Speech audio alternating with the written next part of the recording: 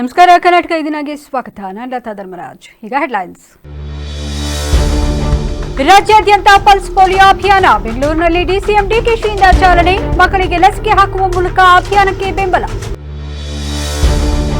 ಜಿಲ್ಲೆಗೆ ಲಗ್ಗೆ ಹಾಕಲು ಕಾಂಗ್ರೆಸ್ ಸಂಚು. ಯಾವುದೇ ಅಭಿವೃದ್ಧಿ ಮಾಡಿದ ಸರ್ಕಾರದ ಬಗ್ಗೆ ಏನೂ ಹೇಳಲ್ಲ. ಸರ್ಕಾರಕ್ಕೆ ಶಾಸಕರಿಗೆ ತಿರುಗೇಟು ಕೊಟ್ಟ ಎಚ್ಡಿಕೆ. ಕಾಫಿ ಬೀಜ ಕಳ್ಳತನ. ಕಳ್ಳನನ್ನ ಮಾಲಿನ ಸಮೇತ ಹಿಡಿದ ಗ್ರಾಮಸ್ಥರು. ಪ್ರಕರಣ ದಾಖಲಿಸಿ ತನಿಖೆ ನಡೆಸಿದ ಪೊಲೀಸರು.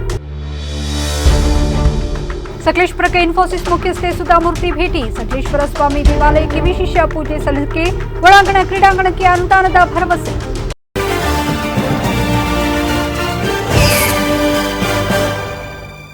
ಕರ್ನಾಟಕವನ್ನು ಸಂಪೂರ್ಣವಾಗಿ ಪೋಲಿಯೋ ರಹಿತ ರಾಜ್ಯವನ್ನಾಗಿಸುವ ಉದ್ದೇಶ ಹೊಂದಿದ್ದೇವೆ ಎಂದು ಉಪಮುಖ್ಯಮಂತ್ರಿ ಡಿಕೆ ಶಿವಕುಮಾರ್ ಹೇಳಿದ್ದಾರೆ. ಬೆಂಗಳೂರಿನಲ್ಲಿ ಹಮ್ಮಿಕೊಳ್ಳಲಾಗಿದ್ದ ಪಲ್ಸ್ ಪೋಲಿಯೋ ಲಸಿಕಾ ಕಾರ್ಯಕ್ರಮದಲ್ಲಿ ಭಾಗವಹಿಸಿ ಮಕ್ಕಳಿಗೆ ಲಸಿಕೆ ಹಾಕುವ ಮೂಲಕ ಅಭಿಯಾನಕ್ಕೆ ಬೆಂಬಲ ಸೂಚಿಸಿದರು. ನಂತರ ಮಾತನಾಡಿದ ಅವರು, ಮಕ್ಕಳ ಆರೋಗ್ಯವೇ ದೇಶದ ಭವಿಷ್ಯ. ಯಾವ ಮಗುವು ಪೋಲಿಯೋ ಲಸಿಕೆಯಿಂದ ವಂಚಿತವಾಗಬಾರದು. ಪೋಷಕರು ಆರೋಗ್ಯ ಸಿಬ್ಬಂದಿಗಳೊಂದಿಗೆ ಸಹಕರಿಸಿ ಮಗುವಿನ ಹಾಗೂ ದೇಶದ ಸರ್ವತೋಮುಖ ಬೆಳವಣಿಗೆಗೆ ಸಹಕರಿಸಿ ಎಂದು ಮನವಿ ಮಾಡಿದರು. ಎಲ್ಲ ಮಕ್ಕಳಲ್ಲಿ ನಾನು ವಿನಂತಿ ಮಾಡಿಕೊಳ್ತಾ ಇದ್ದೇನೆ, ರಾಜ್ಯದ ಬೆಂಗಳೂರು ನಗರ ಒಂದೇ ಅಲ್ಲ, ಎಲ್ಲರೂ ಕೂಡ ಈ ಪಲ್ಸ್ ಪೋಲಿಯೋ ಕಾರ್ಯಕ್ರಮದಲ್ಲಿ 21ರಿಂದ 24ನೇ ತಾರೀಕುವರೆಗೂ ನೀವು ಇದನ್ನ ಉಪಯೋಗಿಸಿಕೊಳ್ಬೇಕು. ಹೆಲ್ತ್ ಈಸ್ ವೆಲ್ತ್, ಆರೋಗ್ಯನೇ ನಮ್ಮ ಆಸ್ತಿ ಅನ್ನೋದು ಕೂಡ ಎಲ್ಲರೂ ಕೂಡ ನಿಮಗೆಲ್ಲ ಅರ್ಥಿದೆ. ಎಲ್ಲ ನನ್ನ ತಾಯಂದಿರಿಗೆ, ಮಕ್ಕಳ ತಂದೆದಿರಿಗೆ, ಎಲ್ಲರೂ ಕೂಡ ಕುಟುಂಬದವ್ರು ಎಲ್ಲರೂ ಕೂಡ ನಾನು ಮನವಿ ಮಾಡ್ಕೊಳ್ತಾ ಇದ್ದೇನೆ. ಈ ದಿನಾಂಕವನ್ನು ತಾವು ತಪ್ಪದೆ ತಾವು ಮಾಡ್ಕೊಳ್ಬೇಕು. ಮಕ್ಕಳ ರಕ್ಷಣೆ ಇದು ಬಹಳ ಮುಖ್ಯ. ಇನ್ನೊಂದು ಬಹಳ ವಿಶೇಷ ಅಂತಂದ್ರೆ, ಇಡೀ ದೇಶದಲ್ಲೇ ಒಂದು QR ಕೋಡ್, ಇದನ್ನ ತಾವು ಗಮನದಲ್ಲಿಟ್ಕೊಳ್ಬೇಕು.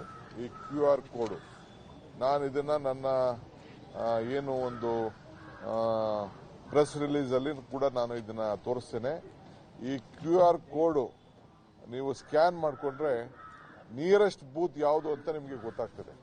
ನಿಯರೆಸ್ಟ್ ಯಾವುದು ಹತ್ತಿರವಾದಂಥ ಬೂತ್ ಯಾವುದು ಅಂತ ನಿಮಗೆ ಗೊತ್ತಾಗ್ತದೆ. ಇದಕ್ಕೆ ಹೋಗಿ ತಾವು ಇಲ್ಲ ಫೋನಾರು ಮಾಡ್ಬೋದು, ಇಲ್ಲ ಕರಿಬೋದು. ತಾವೇ ಹೋಗಿ ಭೇಟಿ ಮಾಡಿ ನಿಮ್ಮ ಮಕ್ಕಳಿಗೆ ಪಲ್ಸ್ ಪೋಲಿಯೋನ ಹಾಕಿಸ್ಬೇಕು ಅಂತೇಳಿ ನಾನು ತಮಗೆ. ಹಾಸನ ಜಿಲ್ಲೆಗೆ ಕಾಂಗ್ರೆಸ್ ಲಗ್ಗೆ ಹಾಕಲು ಬಹಳ ವೇಗದಲ್ಲಿ ಇದ್ದು ವೇದಿಕೆ ಅಲಂಕಾರ, ಬಾಣ ಬಿರುಸು ಕಾರ್ಯಕ್ರಮಗಳು ಮಾಡುತ್ತಿದ್ದಾರೆ ಎಂದು ಕೇಂದ್ರ ಸಚಿವ ಎಚ್ಡಿ ಕುಮಾರಸ್ವಾಮಿ ತಿಳಿಸಿದ್ದಾರೆ. ಸುದ್ದಿಗೋಷ್ಠಿಯಲ್ಲಿಂದು ಮಾತನಾಡಿದ ಅವರು, ಜಿಲ್ಲೆಗೆ ಯಾರು ಮಾಡದೇ ಇರುವ ಅಭಿವೃದ್ಧಿಗೆ ಚಾಲನೆ ಕೊಟ್ಟಿದ್ದೇವೆ. 70,000 ಫಲಾನುಭವಿಗೆ ಆರ್ಥಿಕ ನೆರವು ಕೊಟ್ಟಿದ್ದೇನೆ ಎಂದು ಕಾಂಗ್ರೆಸ್ ನೀಡಿರುವ ಜಾಹೀರಾತನ್ನು ಗಮನಿಸಿದ್ದೇನೆ. ಕಾಂಗ್ರೆಸ್ನದ್ದು ಕೇವಲ ಕುರ್ಚಿ ಚರ್ಚೆಯಾಗಿದೆ. ಈ ಕುರ್ಚಿ, ಇಡ್ಲಿ, ವಡೆ, ನಾಟಿ ಕೋಳಿ ತಿಂದವರ ಬಗ್ಗೆ ಮಾತನಾಡಲ್ಲ. ಅದು ನನಗೆ ಮಹತ್ವವಲ್ಲ. ಕಾಂಗ್ರೆಸ್ ಕುರ್ಚಿ ಅಲಂಕರಿಸುವವರು ಈ ರಾಜ್ಯದ ಮುಖ್ಯಮಂತ್ರಿ ಯಾರು? ಇದು ನನಗೆ ಅವಶ್ಯಕತೆ ಇಲ್ಲ. ಆದರೆ 4 ತಿಂಗಳು ಕಳೆದರೆ ಸರ್ಕಾರ 3 ವರ್ಷ ಪೂರೈಸುತ್ತೆ. ಇದರಲ್ಲಿ ಅವರ ಕೊಡುಗೆ ಏನಿದೆ? ಸಾವಿರಾರು ಬಾರಿ ತಪ್ಪು ಮಾಡಿ ಅವರ ವೈಫಲ್ಯ ಮುಚ್ಚಿಕೊಳ್ಳಲು ಕೇಂದ್ರ ಸರ್ಕಾರದತ್ತ ಬೊಟ್ಟು ಮಾಡುತ್ತಿದ್ದಾರೆ. ಕೇಂದ್ರ ಸರ್ಕಾರ ಮನವೊಲಿಸುವಲ್ಲಿ ನಿಮ್ಮ ಪ್ರಯತ್ನ ಏನು ಎಂದು ಪ್ರಶ್ನಿಸಿದರಲ್ಲದೆ, ಉತ್ತರ ಕರ್ನಾಟಕದಲ್ಲಿ ಧಾರಾಕಾರ ಪ್ರವಾಹ ಬಂದಿತ್ತು, ಬೆಳೆಗಳು ನಾಶವಾದವು. ತೊಗರಿ, ಮೆಕ್ಕೆಜೋಳ ಬೆಳೆಗಳಿಗೆ ಎಂಎಸ್ಪಿ ದರ ನಿಗದಿ ಮಾಡಿದ್ದಾರೆ. ಎಂಎಸ್ಪಿ ದರದಲ್ಲಿ ಖರೀದಿಸಬೇಕು. ಕಾಂಗ್ರೆಸ್ ಸರ್ಕಾರ ಬಂದ ಮೇಲೆ 2,400ಕ್ಕೂ ಹೆಚ್ಚು ರೈತರ ಆತ್ಮಹತ್ಯೆಯಾಗಿದೆ. ಕಂದಾಯ ಸಚಿವರು 1,000 ಕೋಟಿ ಕೊಡ್ತೀವಿ ಅಂತ ಹೇಳಿದ್ದಾರೆ. ಅತಿವೃಷ್ಟಿಯಿಂದ 1,02,000 ಕೋಟಿ ನಷ್ಟವಾಗಿದೆ ಎಂದು ಹೇಳುತ್ತಾರೆ. ವೇದಿಕೆ ಮೇಲೆ ಬರೀ ಪೊಳ್ಳು ಹೇಳಿಕೆ ಕೊಟ್ಟುಕೊಂಡು ಎಷ್ಟು ದಿನ ಕಾಲ ಕಳೆಯುತ್ತೀರಾ? ಸದನದಲ್ಲಿ ಗೃಹಲಕ್ಷ್ಮಿ ಹಣ ಕೊಟ್ಟಿಲ್ಲ ಎಂದು ಚರ್ಚೆ ನಡೆಯಿತು. ಸಚಿವರು ತಪ್ಪು ಮಾಹಿತಿ ನೀಡಿದ್ರು. ಸಚಿವರ ರಾಜೀನಾಮೆ ತೆಗೆದುಕೊಂಡ್ರ? ಯಾವುದಾದ್ರೂ ಅಧಿಕಾರಿ ಸಸ್ಪೆಂಡ್ ಮಾಡಿದ್ರ? ಸಿದ್ದರಾಮಯ್ಯ ಅವರೇ ಮಾಹಿತಿ ಕೊರತೆ ಇದೆ ಅಂತಾರೆ. ನೀವು ಅತಿ ಹೆಚ್ಚು ಬಾರಿ ಬಜೆಟ್ ಮಂಡಿಸಿದವರು. ಅಮೆರಿಕದಲ್ಲೂ ನಿಮ್ಮಂತಹವರು ಇಲ್ಲ, ಅಮೆರಿಕದಲ್ಲೂ ನಿಮ್ಮಂತಹ ಫೈನಾನ್ಸ್ ಮಿನಿಸ್ಟರ್ ಸಿಕ್ಕಿಲ್ಲ ಎಂದರು. ಹಾಸನ ಜಿಲ್ಲೆಗೆ ಯಾರ್ಯಾರು ಅನ್ಯಾಯ ಮಾಡಿದ್ರು ಮುಂದೆ ಹೇಳ್ತೀನಿ. ಯಾವ್ಯಾವ ಪಕ್ಷಗಳು ಇಲ್ಲಿ ಲೂಟಿ ಮಾಡಿವೆ ಅನ್ನೋದನ್ನ ಹೇಳ್ತೀನಿ. ಈಗ ಹೇಳುವ ಪರಿಸ್ಥಿತಿಯಲ್ಲಿ ನಾನಿಲ್ಲ. ನನಗೆ 5ನೇ ಬಾರಿ ಭಗವಂತ ಲೈಫ್ ಕೊಟ್ಟಿದ್ದಾನೆ. ಕಡೆಯ ಬಾರಿ ರಾಜ್ಯದ ಜನ ಒಂದು ಅವಕಾಶ ಕೊಡಲಿ. ಕೇಂದ್ರ ಸರ್ಕಾರ, ಯಾವ ಸರ್ಕಾರಗಳ ಆರ್ಥಿಕ ನೆರವು ನನಗೆ ಬೇಕಿಲ್ಲ. 2 ಬಾರಿ ಮುಖ್ಯಮಂತ್ರಿಯಾಗಿ ನನಗೆ ಅನುಭವವಿದೆ. ಖಜಾನೆ ಖಾಲಿ ಮಾಡುವುದು ಬೇಕಾಗಿಲ್ಲ, ಅಭಿವೃದ್ಧಿ ಮಾಡಬಹುದು. ನಾವು ಶ್ರೇಷ್ಠಾಚಾರವಾಗಿ ಖಜಾನೆ ಹಣ ಖರ್ಚು ಮಾಡುತ್ತಿದ್ದೇನೆ. ಭಿಕ್ಷೆ ಕೊಡ್ರಪ್ಪ, ಒಂದು ಮತ ಹಾಕಿ ಎಂದು ಬೇಡಿಕೊಂಡೆ. ಜನ ನಮಗೆ ಮತ ಹಾಕಲಿಲ್ಲ ಎಂದು ತಿಳಿಸಿದರು. ಇದೇ ವೇಳೆ ಬೋನಹಳ್ಳಿ ಏರ್ಪೋರ್ಟ್ ಅನ್ನು ವೀಕ್ಷಿಸಿದರು. ಈಗಾಗಲೇ ನಾನು ಗಮನಿಸಿರ್ತಕ್ಕಂಥದ್ದು ಏನಕ್ಕೆ ಗೊತ್ತಿಲ್ಲ, ಹಾಸನ ಜಿಲ್ಲೆಗೂ ಕಾಂಗ್ರೆಸ್ಸು ಲಗ್ಗೆ ಹಾಕೋದಕ್ಕೂ ಇತ್ತೀಚೆಗೆ ಭಾಳ ವೇಗದಲ್ಲಿದ್ದಾರೆ. ಏನೋ ಆ ಸ್ಟೇಜ್ಗಳ ಅಲಂಕಾರಗಳು, ಆ ಸ್ಟೇಜ್ಗಳಲ್ಲಿ ಹಲವಾರು ರೀತಿಯ ಬಾಣ ಬಿರುಸುಗಳ ಕಾರ್ಯಕ್ರಮಗಳು, ಜಿಲ್ಲೆಗೆ ಯಾರೂ ಮಾಡದೇ ಇರತಕ್ಕಂಥ ಅಭಿವೃದ್ಧಿಗೆ ಚಾಲನೆ ಕೊಟ್ಟಿದ್ದೇವೆ. ಸುಮಾರು 70,000 ಕುಟುಂಬಗಳಿಗೆ ಮೊನ್ನೆ ನಡೆದಿರ್ತಕ್ಕಂಥ ಕಾರ್ಯಕ್ರಮದಲ್ಲಿ ಫಲಾನುಭವಿಗಳನ್ನು ಗುರುತಿಸಿ ಆರ್ಥಿಕ ನೆರವನ್ನು ಕೊಟ್ಟಿದ್ದೇವೆ ಅಂತಕ್ಕಂಥ ಅವ್ರ ಹೇಳಿಕೆಗಳು, ಜಾಹೀರಾತುಗಳನ್ನು ಗಮನಿಸಿದ್ದೇನೆ. ನನಗೆ ಇತ್ತೀಚೆಗೆ ಹಾಸನ ಒಂದು ಭಾಗ, ರಾಜ್ಯದಲ್ಲಿ ಏನು ನಡೀತಾ ಇದೆ, ನಾನಿದು ಯಾವುದೋ ಕುರ್ಚಿ ಇಡ್ಲಿ ವಡೆ ತಿಂದಿದ್ದು, ನಾಟಿ ಕೋಳಿ ಸಾರು ತಿಂದಿದ್ದು ಮಾತಾಡಲ್ಲ. ಅದು ಅವ್ರ ಪಕ್ಷದ ಅವ್ರು ಏನು ಬೇಕೋ ಅವ್ರು ಕೂತ್ಕೊಂಡು ಮಾತಾಡ್ಕೊಂಡವ್ರೆ. ಇವು ಇಡ್ಲಿ ವಡೆನೂ ತಿಂದವ್ರೆ, ನಾಟಿ ಕೋಳಿನೂ ತಿಂದವ್ರೆ, ಅದು ಅವ್ರಿಗೆ ಸೇರಿದ್ದು. ಅದು ನನಗೆ ಮಹತ್ವ ಇಲ್ಲ. ಆಮೇಲೆ ಕಾಂಗ್ರೆಸ್ನ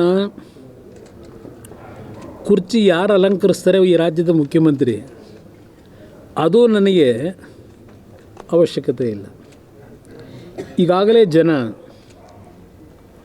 136 138 ಸ್ಥಾನ ಕೊಟ್ಟು 140 ಗಡಿನೂ ದಾಟಿದ್ದಾರೆ. ಈಗಾಗಲೇ ಇನ್ನೊಂದು 3 ತಿಂಗಳು 4 ತಿಂಗಳು ಹೋದರೆ 3 ವರ್ಷ ಕಂಪ್ಲೀಟ್ ಆಗುತ್ತೆ. ಸಾವಿರಾರು ಬಾರಿ ಅವರ ವೈಫಲ್ಯಗಳನ್ನು ಮುಚ್ಕೊಳ್ಳಿಕ್ಕೆ ಕೇಂದ್ರ ಸರ್ಕಾರ ಅಂತಾರೆ. ಕೇಂದ್ರ ಸರ್ಕಾರದ ಮನವೊಲಿಸ್ತಕ್ಕಂಥದ್ದಕ್ಕೆ ನಿಮ್ಮಗಳ ಎಫರ್ಟ್ ಏನಿದೆ, ರಾಜ್ಯ ಸರ್ಕಾರದ ಮಂತ್ರಿಗಳದು, ಮುಖ್ಯಮಂತ್ರಿದು? ಒಂದು, ಉತ್ತರ ಕರ್ನಾಟಕದಲ್ಲಿ ಧಾರಾಕಾರವಾದ ಪ್ರವಾಹ. ಬಹುಶಃ ಇವತ್ತೊಂದು ಪತ್ರಿಕೆಯಲ್ಲಿ 1.5 ಪೇಜ್ ಆರ್ಟಿಕಲ್ ಇದೆ. ಡಿಸಾಸ್ಟರ್ ಮ್ಯಾನೇಜ್ಮೆಂಟ್ನಲ್ಲಿ ರಾಜ್ಯ ಸರ್ಕಾರದ ವೈಫಲ್ಯಗಳು ಎಷ್ಟರ ಮಟ್ಟಿಗೆ ಇದೆ ಅಂತಕ್ಕಂಥ ವಿಷಯವನ್ನು ಫ್ರಂಟ್ ಪೇಜಿಂದ 2ನೇ ಪೇಜ್ಗೂ ತಗೊಂಡೋಗಿದ್ದಾರೆ ಒಂದು ಪತ್ರಿಕೆಯಲ್ಲಿ. ಅವ್ರು ಹೇಳ್ಬೇಕಪ್ಪ, ಐಂದಾಗ ಅವ್ರು ಏನು ಕೊಡುಗೆ ಕೊಟ್ಟವ್ರು ಹೇಳ್ಬೇಕು. ಐಂದ ಅದು ಅವರ ಬದುಕಿಗೆ ಅದನ್ನು ಇಟ್ಕೊಂಡವ್ರೆ. ಐಂದ ವರ್ಗದ ಜನರ ಬದುಕಿಗೆ ಐಂದ ಇಟ್ಟಿಲ್ಲ ಅವರು, ಅವರ ರಾಜಕೀಯ ಬದುಕಿಗೋಸ್ಕರವಾಗಿ ಇಟ್ಕೊಂಡವ್ರೆ. ಆಮೇಲೆ ಜನ ಮಾತಾಡ್ತಾರೆ, ಬನ್ನಿ ಜನ ಮಾತಾಡ್ತಾರೆ, ಬನ್ನಿ ಜನ ಮಾತಾಡ್ತಾರೆ. ನಾನು ಯಾಕೆ ಮಂಡ್ಯ ಜನ ಮಾತಾಡ್ತಾರೆ. ನಾನು 12 ವರ್ಷ ಆಯ್ತು ಹೇಳಿ. ಐ ಥಿಂಕ್ 2013ರಲ್ಲೋ 14ರಲ್ಲೋ ಪಾರ್ಲಿಮೆಂಟ್ ಚುನಾವಣೆ ಟೈಮಲ್ಲಿ ಅಲ್ಲಿ ಗುದ್ಲಿ ಪೂಜೆ ಮಾಡಿದ್ರು ಚಿಕ್ಕಬಳ್ಳಾಪುರದಲ್ಲಿ. 2 ವರ್ಷದಲ್ಲೋ 1 ವರ್ಷದಲ್ಲೋ ಕೊಡ್ತೀವಿ ನೀರನ್ನ ಅಂತ. ಎಷ್ಟು ವರ್ಷ ಆಯ್ತು ಈಗ? ದುಡ್ಡು ಎಷ್ಟು ಖರ್ಚು ಮಾಡವ್ರೆ, ಎಷ್ಟು ನೀರು ಸಿಗುತ್ತೆ ಅಂತ ಈಗ ಅಂದಾಜು ಮಾಡವ್ರೆ. ನೀರು ಕೊಡಿ, ನಾನು ಅಭಿನಂದಿಸ್ತೀನಿ ನಿಮಗೆ, ನಾನು ವಿರೋಧ ಮಾಡ್ತಿಲ್ಲ. ಎತ್ತಿನ ಹೊಳೆ ನೀರು ಕೊಡ್ತೀವಿ ಅಂತ ಹೇಳಿ ಆ ಚಿಕ್ಕಬಳ್ಳಾಪುರ, ಕೋಲಾರ, ಬೆಂಗಳೂರು ಗ್ರಾಮಾಂತರಕ್ಕೆ ಆ ರೊತ್ ನೀರನ್ನ ಕೊಟ್ಟು ಆ ಜನಗಳನ್ನ ಸರ್ವನಾಶ ಮಾಡ್ತಾಯಿದ್ದೀನಿ. ನಾನು 18ರಲ್ಲಿ ಹೇಳಿದೆ ಟರ್ಷಿಯರಿ ಪ್ಲ್ಯಾಂಟ್ ಹಾಕಿದೆ ನೀರು ಕೊಡಬೇಡಿ ಎಂದೆ. ನಾನು ಇದ್ದ 14 ತಿಂಗಳಲ್ಲಿ ಟೊಮೊಟೊನೂ ತಗೋತಿಲ್ಲ. ಅಲ್ಲಿ ಬೆಳೆಯ ಮೆಟೀರಿಯಲ್ನ ಯಾರು ಕೊಂಡ್ಕೊಳ್ಳಲ್ಲ ಇವತ್ತಲ್ಲಿ. ಇದು ಪರಿಸ್ಥಿತಿ. ಎಷ್ಟು ದಿವಸ ಬೇಕು ಎತ್ತಿನ ಒಳಗೆ? ಜೂನು ಅಂದರು. ಯಾವ ಜೂನು ಕೊಡ್ತಾರೆ? ಎಷ್ಟು ಸಾವಿರ ಕೋಟಿ ಖರ್ಚು ಮಾಡಿದ್ರು? ಹಾಂ, ಏರ್ತಾ ಇದೆ. ಹಿಂದೆನ ಮಾಧ್ಯಮ ಸ್ನೇಹಿತರಿಗೆ ಎಲ್ಲರೂ ಬರೋದ್ರಿ.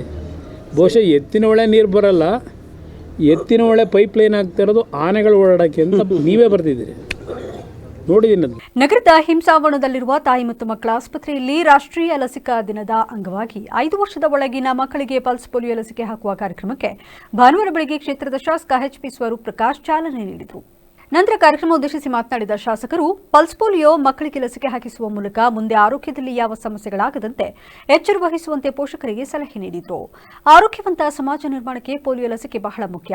ಆದ್ದರಿಂದ ಎಲ್ಲ ತಾಯಂದಿರು ತಮ್ಮ ಮಕ್ಕಳಿಗೆ ತಪ್ಪದೆ ಪೋಲಿಯೋ ಲಸಿಕೆ ಹಾಕಿಸುವ ಮೂಲಕ ಅಭಿಯಾನವನ್ನು ಯಶಸ್ವಿಗೊಳಿಸಿ. ಪ್ರತಿ 5 ಬೂತ್ಗಳಿಗೆ ಒಬ್ಬರಂತೆ ಒಟ್ಟು 174 ಮೇಲ್ವಿಚಾರಕರನ್ನು ನಿಯೋಜಿಸಿ ತಾಲೂಕುವಾರು ಸೂಕ್ಷ್ಮ ಕ್ರಿಯಾ ಯೋಜನೆ ರೂಪಿಸಲಾಗಿದೆ. ಗ್ರಾಮೀಣ ಪ್ರದೇಶಗಳಲ್ಲಿ ಈ ಅಭಿಯಾನ 3 ದಿನಗಳು ಹಾಗೂ ನಗರ ಪ್ರದೇಶಗಳಲ್ಲಿ 4 ದಿನಗಳು ನಡೆಯಲಿದೆ ಎಂದು ಹೇಳಿದರು.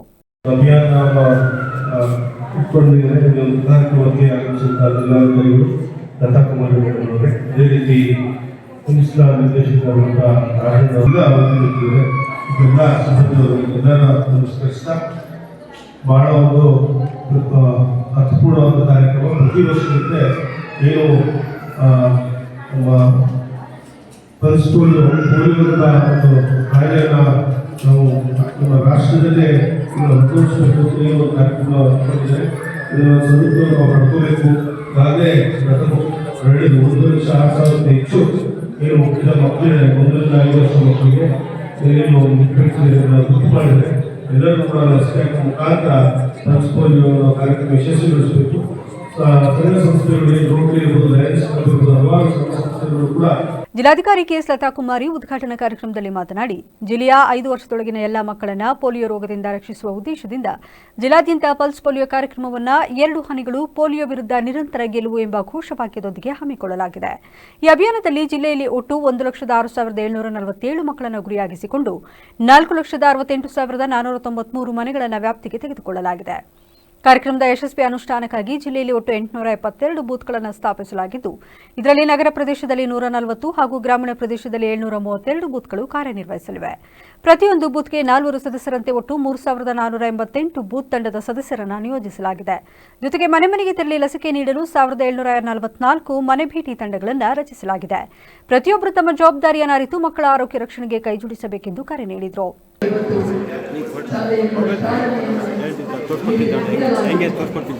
ಇವತ್ತು ಹಾಸನ ಜಿಲ್ಲೆಯಲ್ಲಿ ಹಾಸನ ನಗರದಲ್ಲಿ ನಮ್ಮ ಹಾಸನ ವಿಧಾನಸಭಾ ಕ್ಷೇತ್ರದ ಮಾನ್ಯ ಶಾಸಕರಾದ ಶ್ರೀ ಸ್ವರೂಪ್ ಸರ್ ಅವರು ಚಾಲನೆಯನ್ನು ನೀಡಿದ್ದಾರೆ. ಮಕ್ಕಳಿಗೆ ಮಗುವಿಗೆ ಪಲ್ಸ್ ಪೋಲಿಯೋ ವ್ಯಾಕ್ಸಿನ್ 2 ಹನಿಗಳನ್ನು ಹಾಕುವ ಮುಖಾಂತರ ಚಾಲನೆಯನ್ನು ನೀಡಿದ್ದಾರೆ. ಅವರಿಗೆ ನಾನು ಧನ್ಯವಾದಗಳನ್ನು ಹೇಳ್ತೇನೆ. ಇಲ್ಲಿ ಮುಂದೆ ಇರಬೇಕು, ಅವರು ಮುಂದೆ ಇದ್ದರೆ ಕ್ಲಾರಿಟಿ ಎಲ್ಲೇ ಇರುತ್ತೆ, ಶೇಕ್ ಆಗಲ್ಲ, ಏನೂ ಆಗಲ್ಲ, ಒಂದೇ ಕೈಲಿ ಹಿಡ್ಕೋಬೇಕು.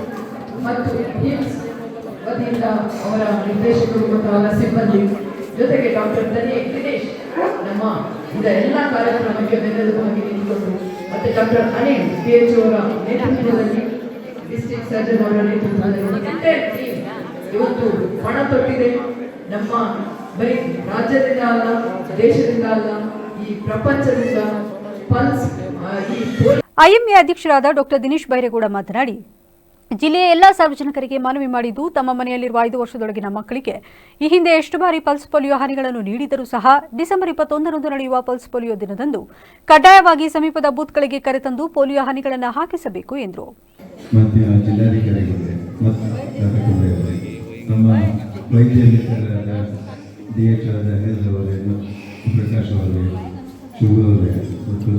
ಇದೇ ವೇಳೆ ಜಿಲ್ಲಾ ಆರೋಗ್ಯಾಧಿಕಾರಿ ಡಾಕ್ಟರ್ ಅನಿಲ್, ನಾಗಪ್ಪ, ಚನ್ನವೀರಪ್ಪ, ಮನುಪ್ರಕಾಶ್, ಶಿವಶಂಕರ್, ವಿಜಯ್, ಮೀನಾಕ್ಷಿ ಇತರರು ಉಪಸ್ಥಿತರಿದ್ದರು. ಬೇಲೂರಿನ ಚೋಕನಹಳ್ಳಿ ಗ್ರಾಮದ ನಂದೀಶ್ ಅವರಿಗೆ ಸೇರಿದ ಕಾಫಿ ತೋಟದಲ್ಲಿ ರಾತ್ರಿ ಕಣದಲ್ಲಿ ಒಣಗಿಸಲು ಇಡಲಾಗಿದ್ದ ಸುಮಾರು 50 ಕೆಜಿ ಕಾಫಿ ಬೀಜ ತುಂಬಿದ ಚೀಲವನ್ನು ಕಳ್ಳತನ ಮಾಡಲು ಯತ್ನಿಸುತ್ತಿದ್ದ ವ್ಯಕ್ತಿಯನ್ನ ಗ್ರಾಮಸ್ಥರು ಹಿಡಿದು ಪೊಲೀಸರಿಗೆ ಒಪ್ಪಿಸಿದ್ದಾರೆ. ದಿನೇ ದಿನೇ ಮಲೆನಾಡು ಭಾಗದಲ್ಲಿ ಕಾಫಿ ಕಳ್ಳತನ ಪ್ರಕರಣಗಳು ಹೆಚ್ಚಾಗುತ್ತಿದ್ದು, ಅದರಲ್ಲಿ ಕಾಫಿ ಬೀಜ ಕಳ್ಳತನ ಮಾಡುವ ಖದೀಮರ ಹಾವಳಿ ಹೆಚ್ಚುತ್ತಿರುವುದು ಕಾಫಿ ತೋಟದ ಮಾಲೀಕರಲ್ಲಿ ಆತಂಕಕ್ಕೆ ಕಾರಣವಾಗಿದೆ. ಬೇಲೂರು ತಾಲೂಕಿನ ಯಮಸಂದಿ ಗ್ರಾಮ ಪಂಚಾಯಿತಿ ವ್ಯಾಪ್ತಿಯ ಚೋಕನಹಳ್ಳಿ ಗ್ರಾಮದಲ್ಲಿ ಈ ಘಟನೆ ನಡೆದಿದ್ದು, ಶನಿವಾರ ರಾತ್ರಿ ಸುಮಾರು 10 ಗಂಟೆ ಸಮಯದಲ್ಲಿ ಅದೇ ಗ್ರಾಮದ ನಿವಾಸಿ ರುದ್ರೇಶ್ ಗೌಡ ಎಂಬುವರು ಕಾಫಿ ಬೀಜ ಕಳ್ಳತನ ಮಾಡುತ್ತಿರುವುದನ್ನು ಗಮನಿಸಲಾಗಿದೆ.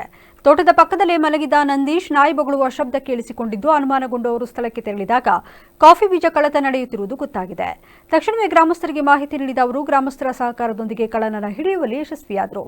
ನಂತರ ಗ್ರಾಮಸ್ಥರು ಕಳ್ಳನನ್ನ ಥಳಿಸಿ ಕಾಫಿ ಬೀಜಗಳ ಮಾಲಿನ ಸಮೇತ ಬೇಲೂರು ಪೊಲೀಸ್ ಠಾಣೆಗೆ ಒಪ್ಪಿಸಿದ್ರು. ಪೊಲೀಸರು ಪ್ರಕರಣ ದಾಖಲಿಸಿಕೊಂಡು ಮುಂದಿನ ತನಿಖೆ ಕೈಗೊಂಡಿದ್ದಾರೆ. ಈ ಕುರಿತು ಮಾತನಾಡಿದ ತೋಟದ ಮಾಲೀಕ ನಂದೀಶ್ ಅವರು, ನಮ್ಮ ಭಾಗದಲ್ಲಿ ಆನೆಗಳ ಹಾವಳಿ ಹೆಚ್ಚಾಗಿದ್ದು, ಅನೇಕ ಕಾಫಿ ಗಿಡಗಳು ಹಾಗೂ ಇತರ ಬೆಳೆಗಳು ನಾಶವಾಗಿದೆ. ಆನೆ ಭಯದಿಂದ ಕೂಲಿ ಕಾರ್ಮಿಕರು ಕೆಲಸಕ್ಕೆ ಬರಲು ಹೆದರುತ್ತಿದ್ದಾರೆ. ಈ ಹಿನ್ನೆಲೆಯಲ್ಲಿ ಕಾಫಿ ಬೀಜಗಳನ್ನು ಹೆಚ್ಚಿನ ಎಚ್ಚರಿಕೆಯಿಂದ ಕುಯಿಸಿ ಮನೆಯ ಹತ್ತಿರವೇ ಕಣದಲ್ಲಿ ಒಣಗಿಸಲಾಗಿತ್ತು. ಇದನ್ನೇ ಗಮನಿಸಿ ಕಳ್ಳತನಕ್ಕೆ ಯತ್ನಿಸಲಾಗಿದೆ. ಕಳ್ಳತನಕ್ಕೆ ಯತ್ನಿಸಿದ ರುದ್ರೇಶ್ ಕೂಡ ಕೇವಲ ಕಾಫಿ ಬೀಜಗಳನ್ನಷ್ಟೇ ಅಲ್ಲದೆ ಈ ಹಿಂದೆ ಪೈಪು, ಮೋಟಾರ್ ಸೇರಿದಂತೆ ಇನ್ನಿತರ ವಸ್ತುಗಳ ಕಳ್ಳತನದಲ್ಲೂ ತೊಡಗಿದ್ದಾನೆ ಎಂಬ ಆರೋಪವನ್ನು ಅವರು ಮಾಡಿದ್ದಾರೆ. ಇತ್ತೀಚಿನ ದಿನಗಳಲ್ಲಿ ಕಾಫಿ ಕಳ್ಳತನ ಪ್ರಕರಣಗಳು ಹೆಚ್ಚಾಗುತ್ತಿರುವುದರಿಂದ ಕಾಫಿ ತೋಟದ ಮಾಲೀಕರು ಭಯಭೀತರಾಗಿದ್ದಾರೆ ಎಂದು ತಿಳಿಸಿದ ನಂದೀಶ್, ಪೊಲೀಸ್ ಇಲಾಖೆ ಕಟ್ಟುನಿಟ್ಟಿನ ಕ್ರಮ ಕೈಗೊಳ್ಳಬೇಕು ಎಂದು ಮನವಿ ಮಾಡಿದರು. ಎಮ್ಸಂದಿ ದಾಖಲೆಗೆ ಸೇರುತ್ತೆ. ನಮ್ಮೂರಲ್ಲಿ ನಿನ್ನೆ ರಾತ್ರಿ ಕಾಫಿ ಕಳ್ಳತನ ಆಗಿದೆ. ಟೈಮಿಂಗ್ಸ್ ರಾತ್ರಿ ಅರೌಂಡ್ 10 ಗಂಟೆ. ಅವರು ಬೆಳಗಿನ ಜಾವ ಮನೆಯಲ್ಲಿ ಪರಿಶೀಲನೆ ಮಾಡಿದಾಗ ಸಿಕ್ಕಿದೆ. ಈ ವ್ಯಕ್ತಿದು ಇದೇ ಮೊದಲನೇ ಸಲ ಅಲ್ಲ, ಈ ಥರದ್ದು ಹಲವಾರು ಪ್ರಕರಣಗಳು ಮುಂಚೆ ಎಲ್ಲ ಬಂದಿತ್ತು. ಆದರೆ ಯಾವುದೇ ರೀತಿ ಕಾನೂನು ಕ್ರಮ ತಗೊಂಡಿರಲಿಲ್ಲ. ನಮ್ಮದು ಕೇಬಲ್ಲು, ಮೋಟ್ರು ಎಲ್ಲ ಕಳ್ಳತನ ಆಗಿದೆ. ಆದರೆ ಯಾವುದೇ ರೀತಿ ಇದುವರೆಗೂ ಕಾನೂನು ಕ್ರಮ ಕೈಗೊಂಡಿಲ್ಲ. ಅನುಮಾನ ಇದೆ ತುಂಬ ಜನಗಳ ಮೇಲೆ. ಇದೇ ಮೊದಲನೇ ಸಲ ನಾವು ಈ ಥರ ಕಂಪ್ಲೇಂಟ್ ಕೊಡೋ ಲೆವೆಲಿಗೆ ಬಂದಿರೋದು. ಆಮೇಲೆ ಅವರೇ ಅಂತ ನಿಮಗೆ ಇದು ಅನುಮಾನ ಬಂದಿರೋದ್ರಿಂದ ಮುಂಚೆಯಿಂದ ಅವ್ರದ್ದು ಟ್ರ್ಯಾಕ್ ರೆಕಾರ್ಡ್ ಇದೇ ಥರ ಇತ್ತು. ಅದಕ್ಕೋಸ್ಕರ ಅವರ ಮನೆಗೆ ಹೋಗಿ ಪರಿಶೀಲನೆ ಮಾಡಿದಾಗ ರೆಡ್ ಹ್ಯಾಂಡಾಗಿ ಸಿಕ್ಕಾಕೊಂಡು ಓಪನ್ ಮಾಡಿದಾಗ ಬೇಡ ಹಂಗೆ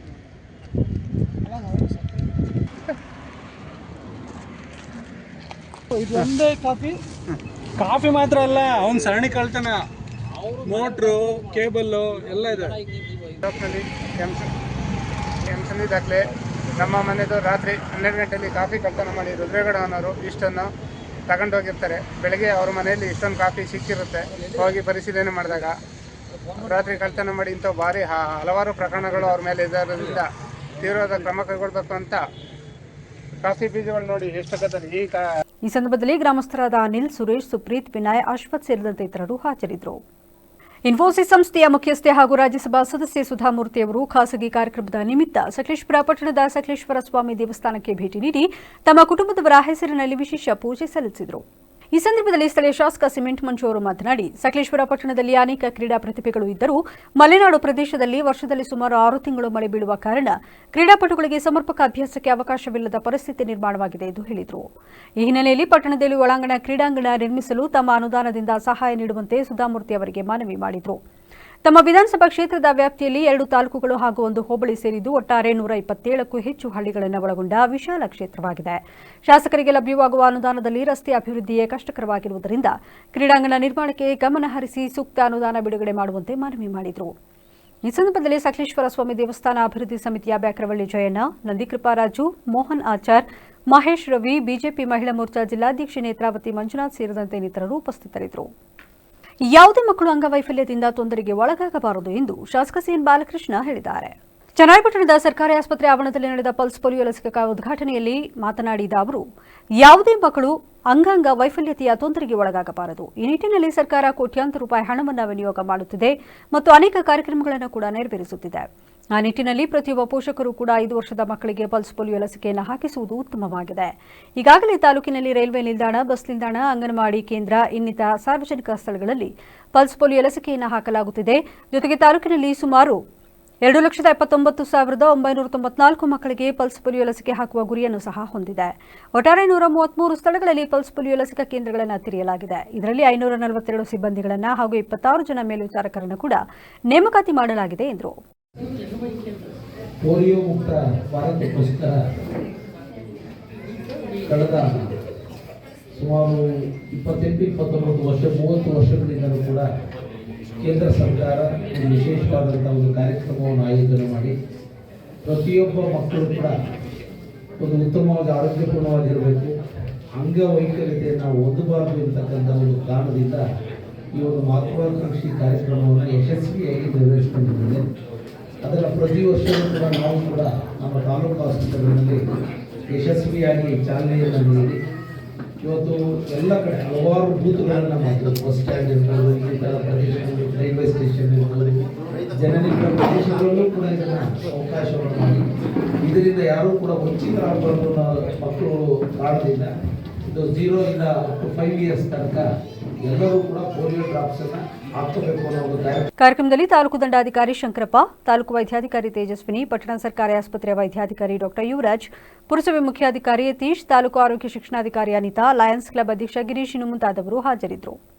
ರಾಜ್ಯ ಸರ್ಕಾರಿ ನೌಕರರ ಆಪರೇಟಿವ್ ಸೊಸೈಟಿ ಮತ್ತು ಹಾಸನ ಜಿಲ್ಲಾ ಸರ್ಕಾರಿ ಹಾಗೂ ನಿಗಮ ಮಂಡಳಿ ನೌಕರರ ಗೃಹ ನಿರ್ಮಾಣ ಸಹಕಾರ ಸಂಘದ ವತಿಯಿಂದ ನೂತನ ಕ್ಯಾಲೆಂಡರ್ ಅನ್ನು ಬಿಡುಗಡೆಗೊಳಿಸಲಾಯಿತು. ನಂತರ ಸಂಘದ ಅಧ್ಯಕ್ಷ ಕೆಎಂ ಶ್ರೀನಿವಾಸ್ ಮಾತನಾಡಿ, ಪ್ರತಿ ವರ್ಷದಲ್ಲಿ ನಾವು ಹಲವಾರು ಸಾಮಾಜಿಕ ಕಳಕಳಿಯ ಕೆಲಸವನ್ನ ಮಾಡಿದ್ದೇವೆ. ಹಲವು ಸರ್ಕಾರಿ ಶಾಲೆಗಳಿಗೆ ಗಿಡ ನೆಡುವ ಮೂಲಕ ಜಾಗೃತಿ ಜಾಥಾ ಮೂಡಿಸಿದ್ದೇವೆ. ನಮ್ಮ ಗ್ರೂಪ್ ಸಿ ದರ್ಜೆಯವರಿಗೆ ನಿವೇಶನಗಳ ವ್ಯವಸ್ಥೆಯನ್ನ ಮಾಡಿದ್ದೇವೆ. ಎಲ್ಲ ದರ್ಜೆಯ ನೌಕರರಿಗೆ ಕೈಗೆಟುಕುವ ಬೆಲೆಯಲ್ಲಿ ನಿವೇಶನಗಳನ್ನು ನೀಡುವುದೇ ನಮ್ಮ ಉದ್ದೇಶವಾಗಿದೆ. ಈ ನಿಟ್ಟಿನಲ್ಲಿ ಸಾಗುತ್ತೇವೆ ಎಂದು ಭರವಸೆಯನ್ನ ನೀಡಿದ ಅವರು, ಕ್ರೀಡೆ ಪ್ರತಿಭಾವಂತ ವಿದ್ಯಾರ್ಥಿಗಳಿಗೆ ಧನ ಸಹಾಯವನ್ನ ಮಾಡಿದ್ದೇವೆ ಹಾಗೂ ನಮ್ಮ ಸೊಸೈಟಿಯಿಂದ ಕೇವಲ ಒಂದೇ ದಿನದಲ್ಲಿ ಸಾಲ ಕೊಡುವ ವ್ಯವಸ್ಥೆ ಮಾಡಿದ್ದು, ನಮ್ಮ ಸಂಘದಿಂದ ಸುಮಾರು 4 ಕೋಟಿಗೂ ಹೆಚ್ಚು ಸಾಲವನ್ನ ನೀಡಿದ್ದೇವೆ ಎಂದು ಮಾಹಿತಿ ತಿಳಿಸಿದರು. ಸಣ್ಣ ಪುಟ್ಟ ಸಹಾಯವನ್ನು ಮಾಡೋದ್ರ ಮುಖಾಂತರ ಹಸಿರು ಪ್ರತಿಷ್ಠಾನೆ ಏನಿದೆ ಅಲ್ಲಿ ನಾವು ಕೈ ಜೋಡಿಸ್ತಾ ಇದ್ದೀವಿ. ಹಲವಾರು ಸಾಮಾಜಿಕ ಕಲೆಯ ಕೆಲಸವನ್ನ ಮಾಡ್ತಾ ಬಂದಿದ್ದೀವಿ. ಜೊತೆಯಲ್ಲಿ ನಮ್ಮ ಗೃಹ ನಿರ್ಮಾಣ ಸಹಕಾರ ಸಂಘ ಈಗಾಗಲೇ ಪ್ರಾರಂಭಗೊಂಡು 7 ವರ್ಷ ಆದರೂ ಸಹ ಹಲವಾರು ಬಡಾವಣೆಗಳನ್ನು ನಿರ್ಮಿಸಿ ತಮ್ಮ ಸಾರ್ವಜನಿಕವಾಗಿ ಮತ್ತೆ ನಮ್ಮಲ್ಲಿರುವಂತಹ ಸಿ ಗ್ರೂಪ್ ದರ್ಜೆಯ ಕೈಗೆಟುಕುವ ರೀತಿಯಲ್ಲಿ ಬೆಲೆಯಲ್ಲಿ ಉಳ್ಳಂತಹ ಒಂದು ನಿವೇಶನಗಳನ್ನು ನಮ್ಮ ನಿವೇಶನ ಸದಸ್ಯರಿಗೆ ಕೊಡ್ತಾ ಬಂದಿದ್ದೀವಿ. ಈಗಾಗಲೇ ಒಂದು 500 ನಿವೇಶನಗಳನ್ನು ಸದಸ್ಯರಿಗೆ ನೀಡಿದ್ದೀವಿ. ಅದು ಕೈಗೆಟುಕುವ ಬೆಲೆಯಲ್ಲಿ, ಯಾಕೆಂದರೆ ಯಾವುದೇ ಮಧ್ಯ ಹಾವಳಿ ಇಲ್ಲದೆ, ಯಾವುದೇ ರೀತಿಯಾದಂಥ ಮಧ್ಯಂತರದ ಹೆಚ್ಚಿನ ಬೆಲೆ ನೀಡದೆ ನೇರವಾಗಿ ಅಭಿವೃದ್ಧಿದಾರರಿಂದ ನಮ್ಮ ಸದಸ್ಯರಿಗೆ ಕೊಡಿಸುವಂಥ ಕೆಲಸವನ್ನು ಕೈಗೆಟುಕುವ ಬೆಲೆಯಲ್ಲಿ ಮಾಡ್ತಾ ಬಂದಿದ್ದೀವಿ. ನಮ್ಮ ಬೆಲೆ ನಿವೇಶನದ ಬೆಲೆ ಅತ್ಯಂತ ಕಡಿಮೆ ಇರುತ್ತೆ. ಕಾರ್ಯಕ್ರಮವನ್ನು ಉದ್ಘಾಟಿಸಿ ಮಾತನಾಡಿದ ಜಿಆರ್ ಕೆಂಚೇಗೌಡ ಅವರು, ಪತ್ರಿಕೋದ್ಯಮಕ್ಕೆ ಇಂದು ಲಗಾಮು ಇಲ್ಲದಂತಾಗಿದೆ. ಹಿಂದೆ ಮುದ್ರಣ ಮಾಧ್ಯಮದಲ್ಲಿ ಇದ್ದ ಹಾಗೆ ಈಗ ಇಲ್ಲ. ಸಾಕಷ್ಟು ಬೆಳವಣಿಗೆಗಳು ನಡೆದಿವೆ. ಇಂತಹ ದಿನಗಳಲ್ಲಿ ಸಂಘ ಸಂಸ್ಥೆಗಳನ್ನು ಉತ್ಸಾಹದಿಂದ ಮಾಡುವುದು ಸುಲಭ, ಆದರೆ ಅದನ್ನು ನಿಭಾಯಿಸುವುದು ತುಂಬಾ ಕಷ್ಟ. ಸೊಸೈಟಿಯಲ್ಲಿ ಎದುರಾಗುವ ಎಲ್ಲ ಸಮಸ್ಯೆಗಳನ್ನು ಎದುರಿಸಿ ಈ ಮಟ್ಟಕ್ಕೆ ತಲುಪಿ ನಿಲ್ಲಬೇಕು ಹಾಗೂ ಈ ಸಂಘದ ವತಿಯಿಂದ ನೌಕರರಿಗೆ ನಿವೇಶನಗಳನ್ನು ನೀಡಿರುವುದು ಸಂತಸದ ವಿಷಯ ಎಂದರು. ಶ್ರೀನಿವಾಸ್ ಅವರು ಇವತ್ತು ಗೆದ್ದಿದ್ದಾರೆ ಅಂತಲೇ ಹೇಳಬೇಕು. ಕಾರಣ ಇಷ್ಟೇ, ಸಂಘ ಸಂಸ್ಥೆಗಳನ್ನ ಉತ್ಸಾಹದಲ್ಲಿ ಪ್ರಾರಂಭ ಮಾಡಬಹುದು, ಆದರೆ ಯಾವುದೇ ಸಂಘ ಸಂಸ್ಥೆಗಳಲ್ಲಿ ಆರ್ಥಿಕ ಶಿಸ್ತನ್ನು ಕಾಪಾಡಿಕೊಂಡು ಅದನ್ನು ಸಮತೋಲನಗೊಳಿಸ್ಕೊಂಡು ಅಲ್ಲಿರ್ತಕ್ಕಂಥ ಏರುಪೇರುಗಳನ್ನ ಸರಿಪಡಿಸ್ಕೊಂಡು ಸಂಘವನ್ನು ಬಹಳ ವರ್ಷಗಳ ಕಾಲ ಹಿಡಿದಿಟ್ಕೊಳ್ಳೋದು ಕಷ್ಟದ ಕೆಲಸ. ಇವತ್ತು ನಿಮ್ಮೆಲ್ಲರಿಗೂ ಅರ್ಥ ಆಗಿದೆ. ಸಹಕಾರಿ ಸಂಘಗಳು ಅಷ್ಟೇ, ಸೊಸೈಟಿಗಳು ಅಷ್ಟೇ, ಖಾಸಗಿ ಸಂಘ ಸಂಸ್ಥೆಗಳು ಅಷ್ಟೇ, ಎಲ್ಲ ಸಂಘ ಸಂಸ್ಥೆಗಳಲ್ಲೂ ಕೂಡ ಪರ ವಿರೋಧ, ರಾಜಕೀಯ, ಜಾತಿ ಎಲ್ಲವೂ ಕೆಲಸ ಮಾಡೋದ್ರಿಂದ ವ್ಯತ್ಯಾಸಗಳಾಗ್ತವೆ. ಅವನ್ನೆಲ್ಲ ಸರಿದೂಗಿಸ್ಕೊಂಡು ಹೋಗೋದು ಅತ್ಯಂತ ಕಷ್ಟದ ಕೆಲಸ. ಆ ಕೆಲಸವನ್ನು ತುಂಬ ಸರಳ. ವೇದಿಕೆಯಲ್ಲಿ ಉದಯ ವರದಿ ಸಂಸ್ಥಾಪಕ ಹಾಗೂ ದತ್ತಿ ಪ್ರಶಸ್ತಿ ವಿಜೇತ ವೆಂಕಟೇಶ್, ಪತ್ರಿಕಾ ಸಂಘದ ಕಾರ್ಯದರ್ಶಿ ಹರೀಶ್, ಕೋಆಪರೇಟಿವ್ ಸೊಸೈಟಿ ಅಧ್ಯಕ್ಷ ಎಂಎನ್ ಪರಮೇಶ್, ಸರ್ಕಾರಿ ನೌಕರರ ಸಂಘದ ರಾಜ್ಯ ಪರಿಷತ್ ಸದಸ್ಯ ಟಿ ರಾಜು, ರಾಜ್ಯ ಸರ್ಕಾರಿ ನೌಕರರ ಸಂಘದ ಪದಾಧಿಕಾರಿಗಳಾದ ಜಿಪಿ ವಿಶ್ವನಾಥ್ ಸೇರಿ ನಿರ್ದೇಶಕರುಗಳು ಇತರರು ಭಾಗವಹಿಸಿದರು. ಪ್ರತಿ ಗ್ರಾಮದಲ್ಲಿಯೂ ಅಲ್ಲಿನ ದೇವಸ್ಥಾನ, ಶಾಲೆ, ಕೆರೆಗಳನ್ನು ಸ್ವಚ್ಛಗೊಳಿಸಿ ಕಾಪಾಡಲು ಸರ್ಕಾರದ ಜೊತೆಗೆ ಸ್ಥಳೀಯರು ಕೈಜೋಡಿಸುವುದು ಮುಖ್ಯ ಎಂದು ತಹಶೀಲ್ದಾರ್ ಲತಾ ಎಂಎಚ್ ತಿಳಿಸಿದ್ದಾರೆ. ಕನ್ನಡ ಸಾಹಿತ್ಯ ಪರಿಷತ್ನಲ್ಲಿ ಆಯೋಜಿಸಲಾಗಿದ್ದ ಹೊಯ್ಸಳ, ಹೆಬ್ಬಾಗಿಲು ಹಾಗೂ ತಾಲೂಕು ಮಟ್ಟದ ಮಹಿಳಾ ವಿಚಾರಗೋಷ್ಠಿ ಕಾರ್ಯಕ್ರಮವನ್ನು ಉದ್ಘಾಟಿಸಿ ಅವರು ಮಾತನಾಡಿದರು. ನಾನು ಹಲವು ಗ್ರಾಮಗಳಿಗೆ ಭೇಟಿ ನೀಡಿದ್ದೇನೆ. ಅಲ್ಲಿನ ದೇವಾಲಯಗಳನ್ನು ಸಹ ನೋಡಿದ್ದೇನೆ. ಎಷ್ಟೋ ಗ್ರಾಮಗಳಲ್ಲಿ ಸಾರ್ವಜನಿಕರು ಯಾವ ರೀತಿಯಲ್ಲಿಯೂ ಸರ್ಕಾರಕ್ಕೆ ಸ್ಪಂದಿಸುವುದಿಲ್ಲ. ಪ್ರತಿಯೊಬ್ಬರಲ್ಲಿಯೂ ನಮ್ಮ ದೇವಸ್ಥಾನ, ಶಾಲೆ, ಹಳ್ಳಿ, ಕೆರೆ ಎಂದು ಭಾವಿಸಿ ಸ್ವಚ್ಛಗೊಳಿಸುವ ಕಾರ್ಯದಲ್ಲಿ ತೊಡಗಬೇಕು. ಸಾಮಾಜಿಕ ಚಟುವಟಿಕೆಯಲ್ಲಿ ಸೇವಾ ಮನೋಭಾವನೆ ಬೆಳೆಯಬೇಕು. ಸರ್ಕಾರದ ಜೊತೆಗೆ ಯುವಜನತೆ ಕೈಜೋಡಿಸಬೇಕು ಎಂದರು. ನಮ್ಮ ಕೆರೆ, ನಮ್ಮ ಶಾಲೆ, ನಮ್ಮ ದೇವಸ್ಥಾನ ಅನ್ನೋ ಭಾವನೆ ನಿಮ್ಗೆಲ್ಲರಿಗೂ ಬರಬೇಕು. ನೀವು ಸಂಘಗಳಲ್ಲಿ ಈಗಾಗಲೇ ಜನ ಸೇರ್ಕೊಂಡಿರ್ತೀರಿ, ಹೆಚ್ಚಿಗೆ ಜನ ಸೇರಿಸೋ ಅವಶ್ಯಕತೆ ಇರಲ್ಲ. ನೀವುಗಳು ನಿಮ್ಮ ಒಂದು ಯಾವುದಾದ್ರೂ ಒಂದು ಸಮಯವನ್ನು ಮೀಸಲಿಟ್ಟು ನಿಮ್ಮ ದೇವಸ್ಥಾನಗಳನ್ನು, ಶಾಲೆಗಳನ್ನು ಸ್ವಚ್ಛ ಮಾಡೋದಾಗಲಿ ಇದೆಲ್ಲ ಮಾಡಿದಾಗ ಗ್ರಾಮಗಳು ಸುಂದರವಾಗಿರ್ತದೆ. ಸುಂದರವಾಗಿದ್ದಾಗ ದೇಶನೂ ಚೆನ್ನಾಗಿರ್ತದೆ. ನಿಮ್ಮ ಕೊಡುಗೆಗಳು ಆದರೂ ಕೂಡ ಆಗಬೇಕು. ಈ ಸಂಘದ ವತಿಯಿಂದ ಬರೀ ಆರ್ಥಿಕ ಚಟುವಟಿಕೆ ಅಲ್ಲದೆ ಸಾಮಾಜಿಕ ಚಟುವಟಿಕೆಗಳು ಆಗಬೇಕು ಅನ್ನೋದು ನನ್ನ ಆಶಯ.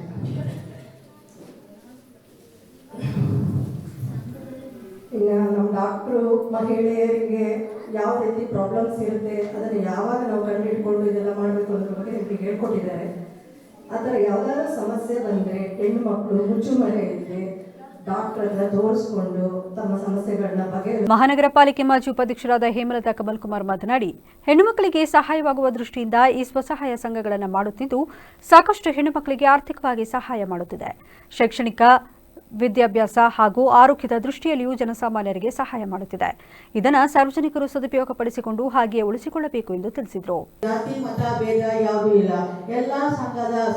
ಎಲ್ಲ ಜಾತಿ ಮತದವರು ಬಂದು ಧರ್ಮಸ್ಥಳ ರಂಗನಾಥ ಸ್ವಾಮಿಯ ಸಂಘದಿಂದ ಉಪಯೋಗವನ್ನು ಪಡೆದಿದ್ದಾರೆ. ಮತ್ತೆ ಮಕ್ಕಳಿಗೆ ವಿದ್ಯಾಭ್ಯಾಸಕ್ಕಾಗಲಿ ಮತ್ತೆ ಮನೆಗೆ ಯಾವುದಾದ್ರು ಸಹಾಯ, ಆಸ್ಪತ್ರೆಯಲ್ಲಿ ಆಪರೇಷನ್ಗೆ ಏನಾದ್ರು ತೊಂದರೆ ಆದರೆ ಅದಕ್ಕೂ ಸಹಾಯದಲ್ಲಿ ಕೊಡ್ತಾರೆ ಅಂತ ನನಗೆ ತಿಳಿಬಂದ ವಿಷಯ. ಅದರಿಂದ ಈ ಸಂಘದವರು ತುಂಬಾ ಚೆನ್ನಾಗಿ ನಡೆಸ್ಕೊಂಡು ಹೋಗ್ತಾ ಇದ್ದಾರೆ. ಮಕ್ಕಳಿಗೆ ಜನರಲ್ಲಿ ಒಳ್ಳೆಯ ಅನುಭವ ಹೆಸರನ್ನು ಪಡೆದಿದ್ದಾರೆ.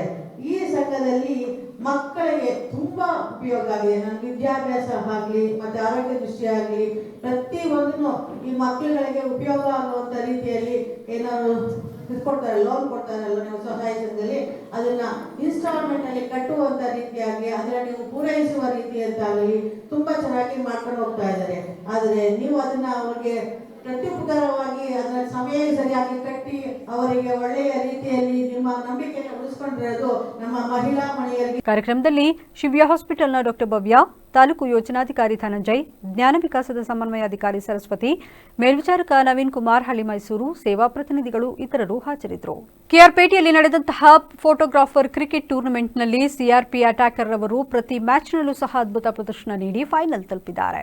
ಫೈನಲ್ನಲ್ಲಿ ಮೈಸೂರು ಹಾಗೂ ಸಿಆರ್ಪಿ ಅಟ್ಯಾಕರ್ಗಳ ನಡುವೆ ನಡೆದಂತಹ ಕೊನೆಯ ಪಂದ್ಯಾವಳಿಯಲ್ಲಿ ಸಿಆರ್ಪಿ ಅಟ್ಯಾಕರ್ ಅದ್ಭುತ ಪ್ರದರ್ಶನ ನೀಡಿ ಸೆಕೆಂಡ್ ರನ್ನರ್ ಅಪ್ ಆಗಿ ಹೊರಹೊಮ್ಮಿದ್ದು, ಬೌಲಿಂಗ್ ವಿಭಾಗದಲ್ಲಿ ದುಷ್ಯಂತ್ ಅದ್ಭುತವಾದ ಪ್ರದರ್ಶನ ತೋರಿಸಿದರು. ಬ್ಯಾಟಿಂಗ್ ವಿಭಾಗದಲ್ಲಿ ಮುರಳಿ, ಭರತ್, ಪ್ರಸನ್ನ, ಪ್ರಸಾದ್ ಹಾಗೂ ಇನ್ನಿತರರು ಅದ್ಭುತವಾದ ಪ್ರದರ್ಶನ ತೋರಿ ಸೆಕೆಂಡ್ ರನ್ನರ್ ಅಪ್ ಆದರೂ ಕ್ಯಾಪ್ಟನ್ ಆದ ಪ್ರದೀಪ್ ದಿಂಡಗೂರು ಇವರ ಅಧ್ಯಕ್ಷತೆಯಲ್ಲಿ ಅದ್ಭುತವಾದ ಪ್ರದರ್ಶನ ನೀಡಿದ್ದಾರೆ. ಚನ್ನರಾಯಪಟ್ಟಣದ ಫೋಟೋಗ್ರಾಫರ್ಸ್ಗಳಿಗೆ ಒಂದು ಹೆಮ್ಮೆ ತಂದುಕೊಟ್ಟರು.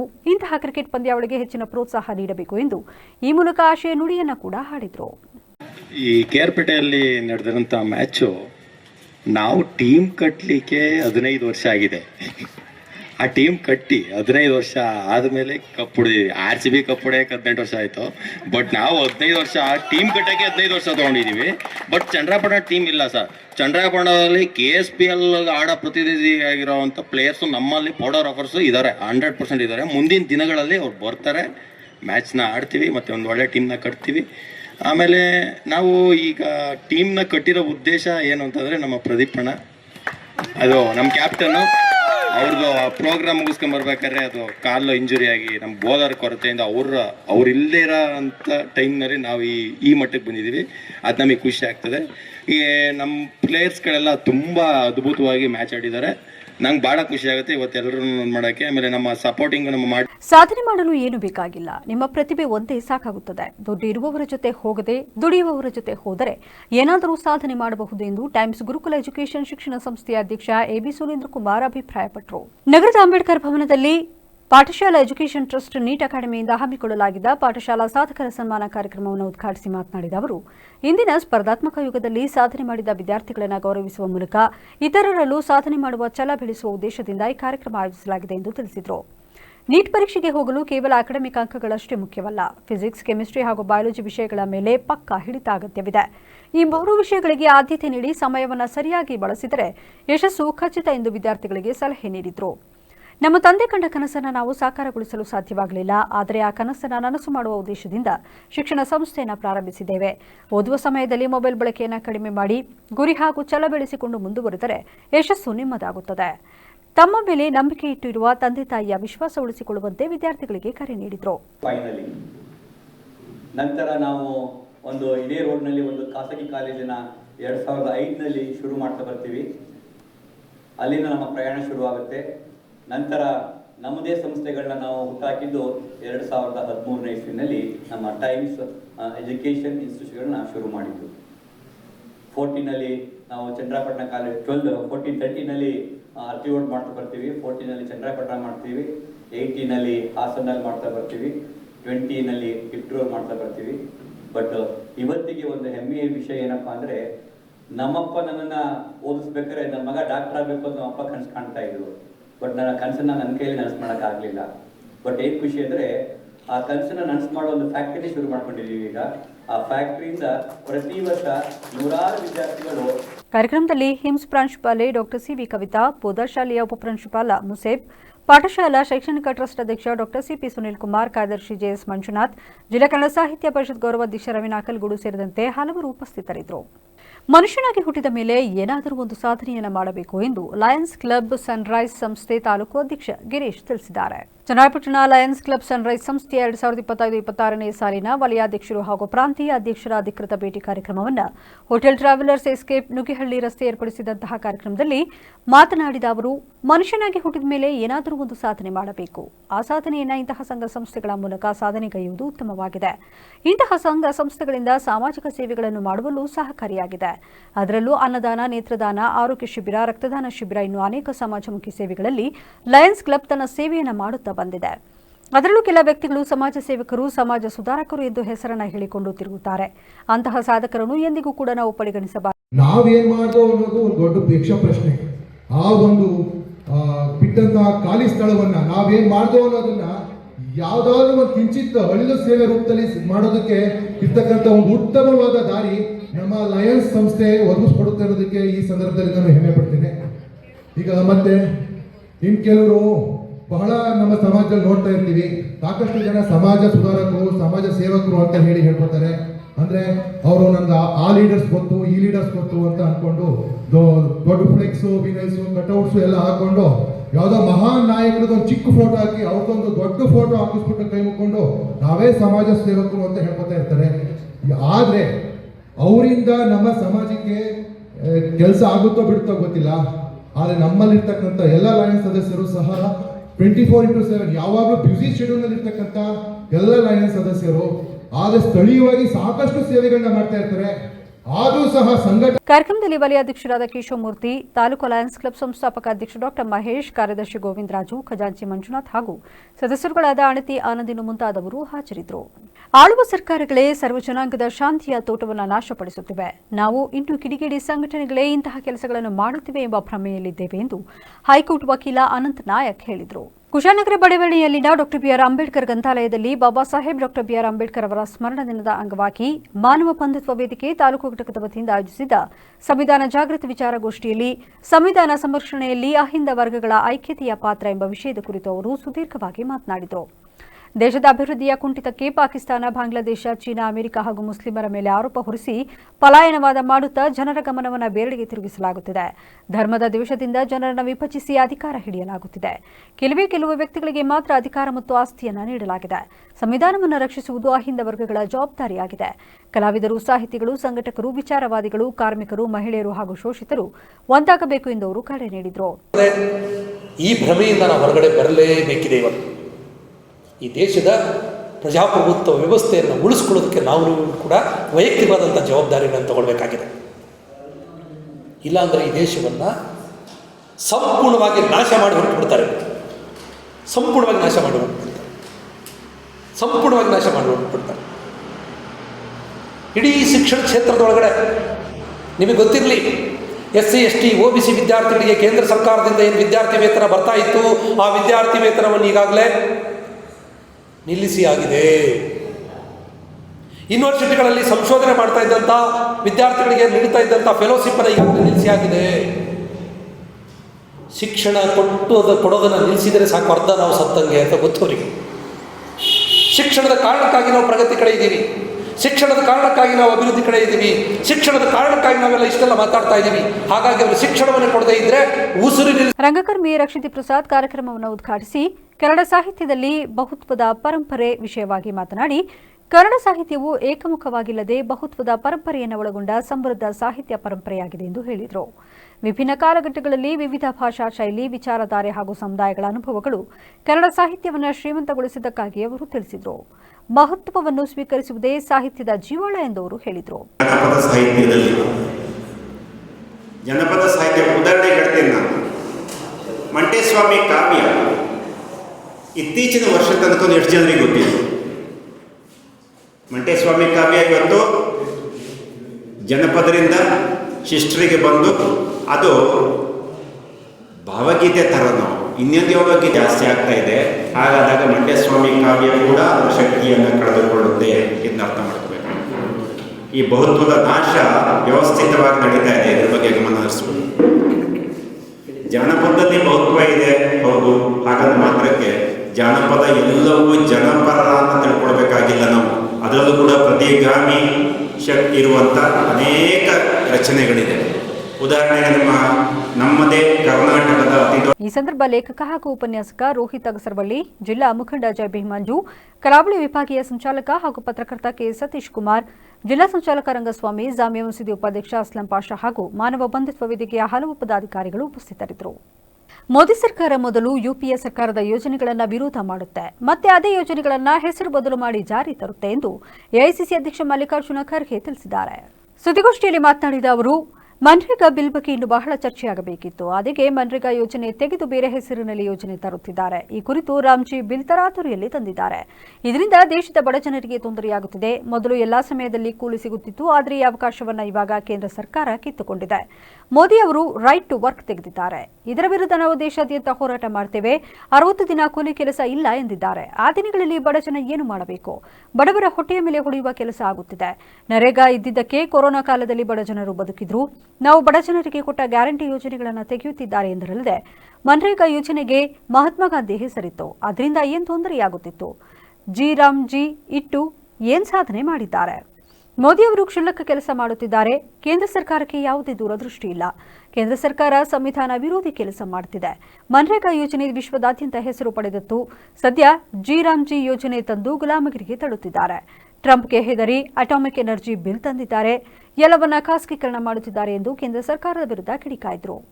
ಮೋದಿ ಅವರು ಪ್ರಧಾನಮಂತ್ರಿಯಾಗಿ ಏನ್ ಕೆಲಸ ಮಾಡಿದ್ದಾರೆ ಅಂದ್ರೆ, ರೈಟ್ ಟು ವರ್ಕ್ ಇರ್ತಕ್ಕಂಥ ತೆಗೆದು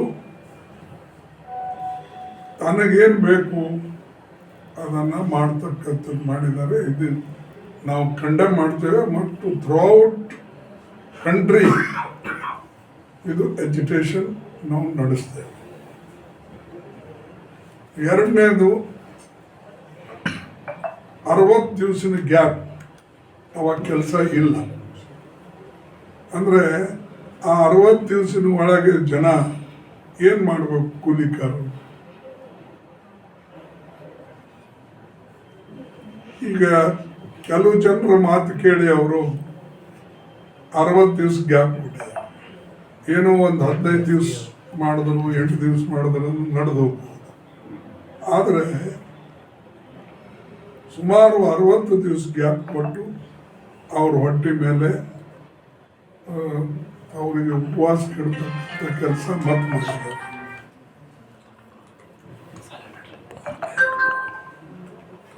ಕರ್ನಾಟಕ ರಾಜ್ಯ ಅಭಿವೃದ್ಧಿ ಪಥದಂತಹ ಸಾಗಿದರೆ ಮಾತ್ರ ದೇಶಾಭಿವೃದ್ಧಿ ಪಥದತ್ತ ಸಾಗುತ್ತದೆ ಎಂದು ಬಿಜೆಪಿ ರಾಜ್ಯಾಧ್ಯಕ್ಷ ಬಿವೈ ವಿಜಯೇಂದ್ರ ತಿಳಿಸಿದರು. ಮಳವಳ್ಳಿ ಪಟ್ಟಣದ ಶಾಂತಿ ಕಾಲೇಜು ಎದುರು 33 ಎಕರೆ ಪ್ರದೇಶದಲ್ಲಿ ನಡೆಯುತ್ತಿರುವ ಶ್ರೀ ಆದಿ ಜಗದ್ಗುರು ಶಿವರಾತ್ರೀಶ್ವರ ಶಿವಯೋಗಿಯವರ 1066ನೇ ಜಯಂತಿ ಮಹೋತ್ಸವದ 4ನೇ ದಿನದ ಕಾರ್ಯಕ್ರಮದಲ್ಲಿ ಭಾಗವಹಿಸಿ ಮಾತನಾಡಿ, ಬಸವಣ್ಣನವರ ಸಮಾಜ ಕನಸು ನನಸಾಗಬೇಕಾದರೆ, ರಾಜ್ಯ ಅಭಿವೃದ್ಧಿ ಮುಂಚೂಣಿಗೆ ಬರಬೇಕಾದರೆ ವೀರಶೈವ ಲಿಂಗಾಯತ ಸಮಾಜದ ಒಡುಕನ್ನು ಮರೆತು ಒಳಪಂಗಡ ಒಂದಾಗಬೇಕಾಗಿದೆ. ರಾಜ್ಯದ ಅಭಿವೃದ್ಧಿ ದೃಷ್ಟಿಯಿಂದ ವೀರಶೈವ ಲಿಂಗಾಯತ ಸಮಾಜ ಒಟ್ಟಾಗಿ ಹೆಜ್ಜೆ ಹಾಕಬೇಕು. ಆದರೆ ವೀರಶೈವ ಲಿಂಗಾಯತ ಸಮಾಜ ಒಡೆಯುವ ರಾಜಕೀಯ ಷಡ್ಯಂತ್ರ ನಡೆಯುತ್ತಿದೆ. ಯಾವ ಶಕ್ತಿಯಿಂದಲೂ ಸಮಾಜ ಹೊಡೆಯಲು ಸಾಧ್ಯವಿಲ್ಲ. ನನ್ನ ತಂದೆ ಯಡಿಯೂರಪ್ಪ ಸಿಎಂ ಆಗಿದ್ದಾಗ ಮಠಗಳಲ್ಲಿ ಅನುಭವ ಮಂಟಪ ನಿರ್ಮಾಣ ಮಾಡಲು ಎಲ್ಲಾ ಮಠಗಳಿಗೆ ಅನುದಾನ ಬಿಡುಗಡೆ ಮಾಡಿದ್ದರು ಎಂದರು. ಕರ್ನಾಟಕ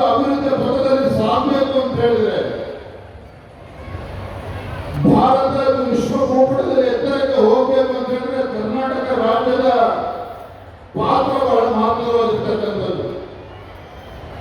ಕರ್ನಾಟಕ ರಾಜ್ಯದ ಅಭಿವೃದ್ಧಿ ಪಥದಲ್ಲಿ ಸಾಕಾಗೋದು ದೇಶ ಅಭಿವೃದ್ಧಿಯ ಪಥದಲ್ಲಿ ಸಾಗೋದಕ್ಕೆ ಸಾಧ್ಯ ಆಗ್ತದೆ. ಇವತ್ತು ನಮ್ಮ ರಾಜ್ಯದಲ್ಲಿ ಅಣ್ಣ ಬಸವಣ್ಣನವರ ಸಮಾಜದ ಕನಸು ನನಸಾಗಬೇಕು ಅಂತ ಹೇಳಿದ್ರೆ, ಇವತ್ತು ರಾಜ್ಯವನ್ನು ಅಭಿವೃದ್ಧಿಯಲ್ಲಿ ಮುಂಚೂಣಿಗೆ ಹೋಗಬೇಕು ಅಂತ ಹೇಳಿದ್ರೆ, ಇವತ್ತು ರಾಜ್ಯದಲ್ಲಿರ್ತಕ್ಕಂಥ ಎಲ್ಲ ಸಮಾಜಗಳಿಗೂ ಕೂಡ ನೆರಳನ್ನ ಕೊಡ್ತಕ್ಕಂಥ ಶಕ್ತಿ ಇವತ್ತು ನಮ್ಮ ವೀರಶೈವ ಲಿಂಗಾಯತ ಸಮಾಜಕ್ಕೆ ಗೊತ್ತೇನಿದೆ. ಇವತ್ತು ವೀರಶೈವ ಲಿಂಗಾಯತ ಸಮಾಜ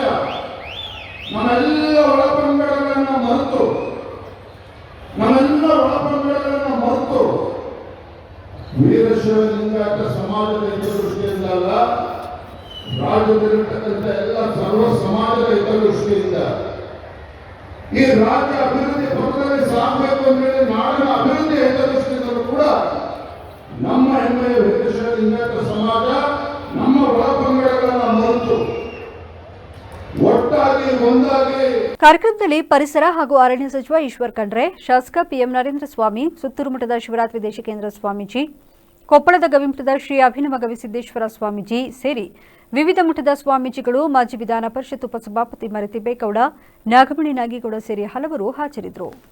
ಗುಬ್ಬಿಯಲ್ಲಿ 6ನೇ ವರ್ಷದ ತಾಲೂಕು ಮಟ್ಟದ ಕನ್ನಡ ಸಾಹಿತ್ಯ ಸಮ್ಮೇಳನ ಅದ್ದೂರಿಯಾಗಿ ಆಚರಣೆ ಮಾಡಿದರು. ಇತಿಹಾಸ ಪ್ರಸಿದ್ಧ ಶ್ರೀ ಗೋಸಲ ಚನ್ನಬಸವೇಶ್ವರ ದೇಗುಲದಿಂದ ಹೊರಟ ಮೆರವಣಿಗೆ ಪಟ್ಟಣದ ಜೂನಿಯರ್ ಕಾಲೇಜ್ ಮೈದಾನದವರೆಗೆ ವಿವಿಧ ಜನಪದ ಕಲಾ ತಂಡಗಳೊಂದಿಗೆ ಕನ್ನಡದ ತೇರಿನ ಮೆರವಣಿಗೆಯನ್ನು ನಡೆಸಲಾಯಿತು. ಕಾರ್ಯಕ್ರಮ ಉದ್ಘಾಟಿಸಿ ಮಾತನಾಡಿದ 6ನೇ ತಾಲೂಕು ಕನ್ನಡ ಸಾಹಿತ್ಯ ಸಮ್ಮೇಳನ ಅಧ್ಯಕ್ಷ ಡಾ ಬಿ ನಂಜುಂಡಸ್ವಾಮಿ ಮಾತನಾಡಿ, ಕನ್ನಡ ಭಾಷೆ ಸಂಕಷ್ಟಕ್ಕೀಡಾಗಿ ಇತ್ತೀಚಿನ ದಿನದಲ್ಲಿ ಗ್ರಾಮಾಂತರ ಶಾಲೆಗಳು ಮುಚ್ಚುವ ಹಂತ ತಲುಪಿದೆ. ಖಾಸಗಿ ಆಂಗ್ಲ ಮಾಧ್ಯಮಕ್ಕೆ ಸರ್ಕಾರ ಹೆಚ್ಚಿನ ಪ್ರೋತ್ಸಾಹ ನೀಡಿದೆ. ಕನ್ನಡ ಉಳಿಸುವ ನಿಟ್ಟಿನಲ್ಲಿ ಸರ್ಕಾರ ಕನ್ನಡ ಮಾಧ್ಯಮಕ್ಕೆ ಉದ್ಯೋಗ ಮೀಸಲಾತಿ ನೀಡುವ ದಿಟ್ಟ ನಿಲುವು ತಾಳಬೇಕಿದೆ. ಯುವಜನರಲ್ಲಿ ಪುಸ್ತಕ ಪ್ರೀತಿ ಕಡಿಮೆಯಾಗಿದೆ. ಬೆರಳೆಣಿಕೆ ಮಂದಿ ಸಾಹಿತ್ಯಾಸಕ್ತಿ ಬೆಳೆಸಿಕೊಂಡು ಲೇಖನ ಬರೆದರೆ ಅವರಿಗೆ ಸರ್ಕಾರ ಯಾವುದೇ ಪ್ರೋತ್ಸಾಹ ನೀಡುತ್ತಿಲ್ಲ ಎಂದು ವಿಷಾದ ವ್ಯಕ್ತಪಡಿಸಿದರು. ಒಂದು ಶಿವಶರಣೆ ಇಷ್ಟಲಿಂಗವನ್ನು ಪೂಜೆ ಮಾಡ್ತಾ ಇತ್ತು. ಹೊಯ್ಸಳ ಶೈಲಿಯ ಒಂದು ಅಡಿ ಎಗ್ದೆ ವಿಗ್ರಹ ಇದೆ.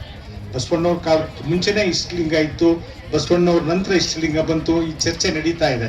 ಆದ್ರೆ ನನ್ನ ಪ್ರಕಾರ ಒಂದು 30 ವರ್ಷದಲ್ಲಿ ಇಡೀ ಭಾರತ ದೇಶದಲ್ಲಿ ಇಷ್ಟಲಿಂಗ ಪ್ರಚಾರ ಆಗ್ಲಿಕ್ಕೆ ಸಾಧ್ಯ. ಅದು ಬಸವಪುರದಲ್ಲಿ ಇದ್ದಿದ್ದೆ. ಅದಕ್ಕೆ ಬಸವಣ್ಣವರು ಬಹಳ ದೊಡ್ಡ ಒಂದು ಶಕ್ತಿಯನ್ನು ತುಂಬಿದ್ರು. ಅದನ್ನ ನಾಡಿನ ಜನತೆಗೆ ಪಸರಸ ಮಾಡಿದ್ರು. ಅಂತ ಒಂದು ಅದ್ಭುತವಾದ ವಿಗ್ರಹ ಗುಬ್ಬಿ ನಗರದಲ್ಲಿ ಮಲ್ಲಿಕಾರ್ಜುನ ಸ್ವಾಮಿ ದೇವಸ್ಥಾನದಲ್ಲಿ ಶ್ರೀ ಇಷ್ಟಲಿಂಗಾನುಷ್ಠಾನ ಶರಣೆಯ ಒಂದು ವಿಗ್ರಹ ಇದೆ. ಅದು ಶರಣೆ ಆಕೆ ನನಗೆ ಕಲಬುರ್ಗಿ ಅವ್ರಿಗೆ ಶ್ರೀರಾಮಮೂರ್ತಿ ಅದ್ಭುತವಾಗಿರುವಂಥದ್ದು. ಮುಂದೆ ಹೊಯ್ಸಳ ಕಾಲದ ವಿಗ್ರಹ ಇದೆ. ಒಂದು ಶಿವ ವಿಷ್ಣು ಇಬ್ರು ಇರುವಂಥದ್ದು. ಹರಿಹರೇಶ್ವರ ವಿಗ್ರಹ, ವೀರಭದ್ರನ ವಿಗ್ರಹ, ರಾಮನಾಥನ ವಿಗ್ರಹ, ಹೀಗೆ ಕಾಲದಲ್ಲಿ ಪ್ರತಿಷ್ಠೆ ಆಗಿರುವಂಥದ್ದು ಇರ್ಬೋದು. ಆದರೆ 1880 ಸುಮಾರಿನಲ್ಲಿ ಮಧುರೈನಲ್ಲಿ ಸಿದ್ಲಿಂಗ ಶೆಟ್ಟರು ಅಲ್ಲಿ ಇನ್ನು ಶಿವ ಪಂಚಾಯತ್. ವೇದಿಕೆಯಲ್ಲಿ ಬಿ ಕೋಡಿಹಳ್ಳಿ ಮಠದ ಶ್ರೀ ಬಸವ ಬೃಂಗೇಶ್ವರ ಸ್ವಾಮೀಜಿ, ತಹಶೀಲ್ದಾರ್ ಆರತಿ ಬಿಇಒ ನಟರಾಜ್, ತಾಲೂಕು ಪಂಚಾಯಿತಿ ರಂಗನಾಥ್, ಸಾಹಿತಿ ಎಚ್ಕೆ ನರಸಿಂಹಮೂರ್ತಿ, ಕನ್ನಡ ಸಾಹಿತ್ಯ ಪರಿಷತ್ ತಾಲೂಕು ಅಧ್ಯಕ್ಷ ಯತೀಶ್, ಜಿಲ್ಲಾ ಪಂಚಾಯಿತಿ ಮಾಜಿ ಸದಸ್ಯ ಜೆಎಚ್ ಜಗನ್ನಾಥ್ ಇನ್ನಿತರರು ಹಾಜರಿದ್ದರು. ಕಳೆದ 6 ದಿನಗಳ ಪಟ್ಟಣದಲ್ಲಿ ನಡೆಯುತ್ತಿರುವ ಶ್ರೀ ಆದಿ ಜಗದ್ಗುರು ಶಿವರಾತ್ರೀಶ್ವರ ಶಿವಯೋಗಿಯವರ ಜಯಂತಿ ಮಹೋತ್ಸವದ ಅಂಗವಾಗಿ ಆದಿ ಜಗದ್ಗುರುಗಳ ಬೆಳ್ಳಿ ಪಲ್ಲಕ್ಕಿ ಉತ್ಸವ ಮೂರ್ತಿ ಮೆರವಣಿಗೆ ಮಳವಳ್ಳಿ ಪಟ್ಟಣದ ಪ್ರಮುಖ ಬೀದಿಗಳಲ್ಲಿ ಬರಲು ವಿಜೃಂಭಣೆಯಿಂದ ನಡೆಸಲಾಯಿತು. ಕಾರ್ಯಕ್ರಮವನ್ನು ಸುತ್ತೂರು ಮಠದ ಶಿವರಾತ್ರಿ ದೇಶಿಕೇಂದ್ರ ಮಹಾಸ್ವಾಮೀಜಿಗಳು ಚಾಲನೆ ನೀಡಿದರು. ಪಟ್ಟಣದ ಅನುಭವ ಮಂಟಪದಿಂದ ಹೊರಟ ಶ್ರೀ ಆದಿ ಜಗದ್ಗುರುಗಳ ಬೆಳ್ಳಿ ಪಲ್ಲಕ್ಕಿ ಉತ್ಸವ ಮೂರ್ತಿ ಕಲಾ ತಂಡ, ಡೊಳ್ಳು ಕುಣಿತ, ನಂದಿಕಂಬ, ವೀರಗಾಸೆ, ನಗಾರಿ, ಪೂರ್ಣಕುಂಭ ಮೇಳದೊಂದಿಗೆ ಪ್ರಮುಖ ಬೀದಿಗಳಲ್ಲಿ ಮೆರವಣಿಗೆ ನಡೆಸಲಾಯಿತು. ಕಾರ್ಯಕ್ರಮದಲ್ಲಿ ಕನಕಪುರ ಮಠದ ಕಿರಿಯ ಶ್ರೀಗಳಾದ ಚನ್ನಬಸವ ಸ್ವಾಮಿ, ಜಿಲ್ಲಾಧಿಕಾರಿ ಡಾ ಕುಮಾರ್, ತಹಶೀಲ್ದಾರ್ ಲೋಕೇಶ್, ಮಾಜಿ ಶಾಸಕ ಅನದಾನಿ, ಮಾಜಿ ಉಪಸಭಾಪತಿ ಮರಿತಿಬ್ಬೇಗೌಡ ಸೇರಿದಂತೆ ಹಲವರು ಹಾಜರಿದ್ದರು. ಭಾರತ ದೇಶದಲ್ಲಿ ಪೋಲಿಯೋ ಪ್ರಕರಣಗಳು ಇಲ್ಲದಿರಲು ಮುಖ್ಯ ಕಾರಣ ಸರ್ಕಾರ ಹಾಗೂ ಆರೋಗ್ಯ ಇಲಾಖೆಯ ಗೌರವಾನ್ವಿತ ವೈದ್ಯರ ಸಹಕಾರ ಮತ್ತು ಕರ್ತವ್ಯ ನಿಷ್ಠೆ ಎಂದು ಜೆಎಂಎಫ್ಸಿ ನ್ಯಾಯಾಲಯದ ನ್ಯಾಯಾಧೀಶರಾದ ಜಿಎಚ್ ಹನುಮಂತು ತಿಳಿಸಿದರು. ಟಿ ನರಸೀಪುರ ಪಟ್ಟಣದ ಸರ್ಕಾರಿ ಸಾರ್ವಜನಿಕ ಆಸ್ಪತ್ರೆಯಲ್ಲಿ ಪಲ್ಸ್ ಪೋಲಿಯೋ ಕಾರ್ಯಕ್ರಮಕ್ಕೆ ಮಕ್ಕಳಿಗೆ ಪೋಲಿಯೋ ಹನಿ ಹಾಕುವ ಮೂಲಕ ಚಾಲನೆ ನೀಡಿ ಮಾತನಾಡಿ, ಪೋಷಕರು ತಮ್ಮ ಮಕ್ಕಳಿಗೆ ಪೋಲಿಯೋ ಹನಿ ಹಾಕಿಸಲು ಬೇಜವಾಬ್ದಾರಿತನ ತೋರಿಸದೆ ನಿಮ್ಮ ಹತ್ತಿರದ ಆರೋಗ್ಯ ಕೇಂದ್ರ ಅಥವಾ ಪೋಲಿಯೋ ಬೂತ್ಗಳಿಗೆ ಹೋಗಿ ತಪ್ಪದೆ ಲಸಿಕೆ ಹಾಕಿಸಿ ತಮ್ಮ ಮಕ್ಕಳನ್ನ ಅಂಗವಿಕಲತನದಿಂದ ರಕ್ಷಿಸಿ ಎಂದರು. ಬಹುಶಃ ವ್ಯಕ್ತಿಗೆ ಅತ್ಯಗತ್ಯವಾಗಿ ಬೇಕಾದಂತಹ ಬಹಳ ಅತ್ಯಮೂಲವಾಗಿರುವಂತಹ ಒಂದೇ ಒಂದು ಸಂಪರ್ಕ ಅಂತಂದರೆ ಆರೋಗ್ಯ. ಬಹುಶಃ ನಾವು ಆರೋಗ್ಯವಾಗಿದ್ದರೆ ಏನು ಬೇಕಾದರೂ ಸಾಧಿಸ್ಬೋದು. ಅದಕ್ಕೆ ಹೇಳೋದು ಆರೋಗ್ಯವೇ ಮಹಾಭಾಗ್ಯ. ಆರೋಗ್ಯ ಅಂತ ಹೇಳಿದ್ರೆ ಅದು ದೈಹಿಕ ಮತ್ತು ಮಾನಸಿಕ ಆರೋಗ್ಯ ಹೋಗಿದೆ. ಇತ್ತೀಚೆಗೆ ಬಹುಶಃ ಬಹಳಷ್ಟು ನಮ್ಮ ಭಾರತೀಯ ದೇಶದಲ್ಲಿ ಆ ರೀತಿಯ ಸಂಖ್ಯೆ ಇಲ್ಲ. ಮೊದಲು ಪೋಲಿಯೋ ಪ್ರಕರಣಗಳು ಬಹಳಷ್ಟು. ಬಹುಶಃ ನಮ್ಮ ಸರ್ಕಾರದ ವಿಶೇಷವಾಗಿ ಆರೋಗ್ಯ ಇಲಾಖೆ ಎಲ್ಲ ಗೌರವಾನ್ವಿತ ವೈದ್ಯರ ಒಂದು ಸಹಕಾರದೊಂದಿಗೆ ಇವತ್ತು ನಮ್ಮಲ್ಲಿ ಪೋಲಿಯೋ ಪ್ರಕರಣಗಳು ಬಹುಶಃ ರಿಪೋರ್ಟ್ ಹಾಕೋದು ಭಾಳ ಕಡಿಮೆ ಆಗಿದೆ. ಇಲ್ಲ ಜೀರೋ. ಅದು ನಿಜವಾಗ್ಲೂ ಕೂಡ ನಮ್ಮ ದೇಶದ ಒಂದು ಹೆಮ್ಮೆ. ಏಕೆಂದರೆ ನಾನು ನಮ್ಮ ಸಂಬಂಧಿಕರ ಒಂದು ಇಬ್ಬರನ್ನ ನಾನು ನೋಡಿದಾಗ ಅವ್ರಿಗೆ ಅಂಗವಿಕಲತೆ ಆಗಿಲ್ಲ.